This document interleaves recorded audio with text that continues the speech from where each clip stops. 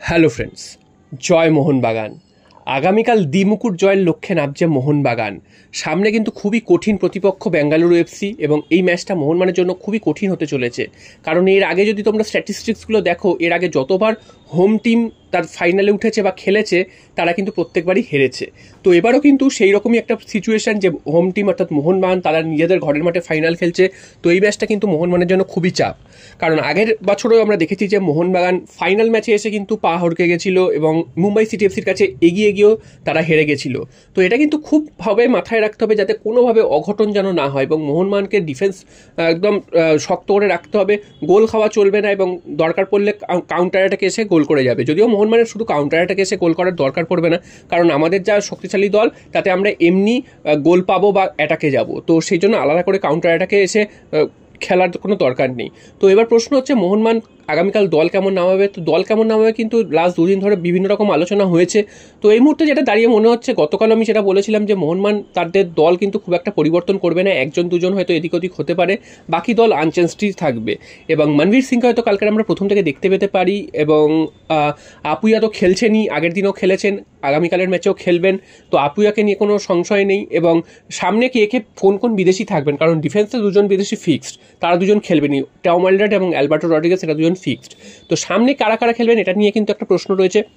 তবে দিমিত্রি পেটারস তিনি কখনোই ফার্স্ট 11-এর স্থান পাবেন না। বাকি রইল তিনজন player, Greg Stuart, Jason Cummings এবং জেমি ম্যাকলারেন। তো যেটা মনে করা হচ্ছে জেসন কামিংসের সাথে গ্রেগ স্টুয়ার্টকে হয়তো জুড়ে দেওয়া হতে পারে, কারণ আগের দিন জেমি ম্যাকলারেন কিন্তু সেভাবে নিজেকে মেলে ধরতে পারেননি। তাই জন্য কিন্তু গ্রেগ স্টুয়ার্টের সাথে জেসন কামিংস এই দুজন আগের প্রথম লেগের যদি সেমিফাইনাল দেখো, সেখানে কিন্তু যথেষ্ট এফেক্টিভ ফুটবল খেলেছে। তো সেই রকম একটা স্টার্টিং হওয়ার সম্ভাবনা রয়েছে। এছাড়া বাকি দল আনচেঞ্জ থাকবে, তোমাদের আগেই বললাম।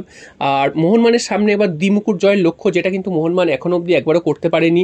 এর আগে কিন্তু একবার আইএসএল কাপ জিতেছে, এবং গত বছর কিন্তু আইএসএল শিল্ড জিতেছে। তবে দুটোই টুর্নামেন্ট একসাথে চ্যাম্পিয়ন হওয়া কিন্তু এর আগে মোহনবাগান হতে পারেনি। একমাত্র মুম্বাই সিটি এফসি বোধহয় হয়েছিল, এই দুটো একসাথে হয়েছিল। এছাড়া কিন্তু আর কারোর কিন্তু সেই রেকর্ড নেই। আর আরও একটা জিনিস, যে মোহনবাগান যদি আগামীকাল ট্রফি জিততে পারে, সেক্ষেত্রে দ্বিমুকুট তো হবেই, তাহলে সামনে কিন্তু ত্রিমুকুট জয়েরও কিন্তু একটা সম্ভাবনা তৈরি হয়ে যাবে, যেটা কিন্তু ট্রিপল ক্রাউন হয়ে যাবে যদি সুপার কাপেও মোহনবাগান জিততে পারে। তবে সুপার কাপ পরের কথা, আগামীকালের ম্যাচটা কিন্তু উতরাতে হবে, সেখানে কিন্তু মোহনবাগানকে জিততে হবে, সেটাই কিন্তু এখন আমাদের লক্ষ্য রয়েছে। আমরা চাইবো গ্যালারি পুরো ভরিয়ে একদম কানায় কানায় পূর্ণ করে সমর্থন করতে। যদিও টিকিট নিয়ে সবারই মধ্যে একটা অভিযোগ রয়েছে, কারণ টিকিট সবাই কিন্তু পায়নি। অনেক ফ্যান্স ক্লাব তারা অভিযোগ করেছে তাদেরকে কিন্তু পর্যাপ্ত টিকিট দেওয়া হয়নি, এবং এই টিকিটগুলো তাহলে গেল কোথায়? তাহলে কি ব্ল্যাক হচ্ছে? তো গত বছর আমরা দেখেছিলাম এই ব্ল্যাকারদের একটা বাড়বাড়ন্ত, এবছরও কিন্তু সেরকমই দেখা যাচ্ছে, বিভিন্ন জায়গায় সোশ্যাল মিডিয়ায় টিকিট ব্ল্যাক হচ্ছে। এটা কিন্তু একদমই কাম্য নয়, কারণ এত দর্শক আসন সেখানে এত তাড়াতাড়ি যে টিকিট শেষ হয়ে যাচ্ছে, এটা কিন্তু একদমই যে স্বাভাবিক নয়, সেটা কিন্তু সবাই বুঝতে পারছে। তো এর পেছনে অন্য কোনো গল্প রয়েছে, সেটাও বুঝতে পারছে। তবে কেন সাধারণ মানুষকে কেন হয়রানি করা হচ্ছে, বা যারা ফুটবল ফ্যান যারা ভালোবেসে মোহনবাগানকে খেলা দেখতে যাবে, তাদেরকে কেন হয়রানির শিকার হতে হচ্ছে? তারা তো প্রত্যেকটা ম্যাচে মাঠে যায়, তাদেরকে কেন এইরকম পরিস্থিতির শিকার হতে হচ্ছে? এটা কিন্তু একদমই কাম্য নয়। ম্যানেজমেন্টের এটা তারা কিন্তু ঠিকভাবে ম্যানেজ করতে পারছে না, এটা কিন্তু বোঝাই যাচ্ছে।